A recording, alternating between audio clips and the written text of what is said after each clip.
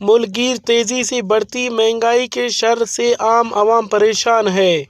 وہیں دوسری جگہ بلڈنگ مٹیریل کا ریٹ 200 سے 300 گنا زیادہ ہونے کی وجہ سے لوگ اپنے گھروں کی تعمیرات میں بھی مشکل کا شکار ہیں۔ کلات شہر اور گردنواں میں بلڈنگ مٹیریل، بلاک، ٹائل،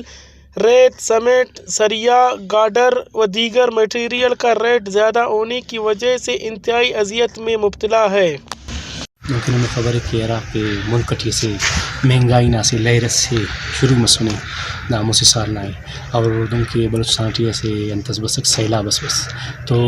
80% علاقہ داغرات متاثر مسو انم قلات نہ والٹ نم قنرے تو دا غریب و علاقے سے دگاڑی نہ پین نہ سینا روزگار سینا سہولتیں نہ پین نم قنرے کے دا مہنگائی اللہ خاص عروج جاٹی اولا سریہ سگنم تین قنرے کے ٹنتے 1.5 لاکھ دائنا 2.5 لاکھ سر مسو نم بلاک اولا 25 روپیہ دا سینا 40 روپیہ سر مسو نے اندو نیلم مٹیریل ارے عراقی انتنا دا کنسٹرکشن نہ ارے دا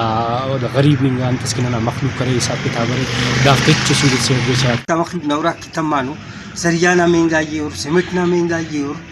دا سا 7 لکھ 8 لکھ 5 لکھ مخلوق تینا 20 لکھ خرچ کرینی دا سا مسال مست دا سا 5 لکھ نامو 20 لکھ نورا راڈ مرزا کنی کی نہ بابا یعنی دا حالتاتی تھی دا مہنگائی تھی گورنمنٹ اسے دنوں کسرس کشی حاکم وقت موجود ہے کہ دا عراق